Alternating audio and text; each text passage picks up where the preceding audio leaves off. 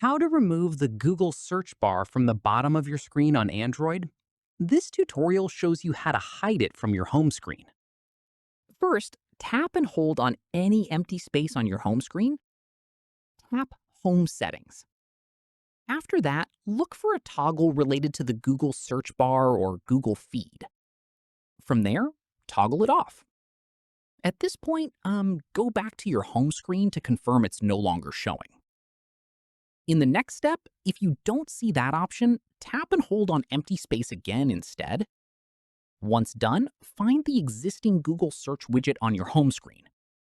From here, tap and hold the widget directly. At this stage, drag it up to Remove at the top of the screen. Keep in mind, removing the search bar only hides it from your home screen. It doesn't uninstall or disable the Google app itself. Finally, check your home screen to confirm the search bar no longer appears. And that's it.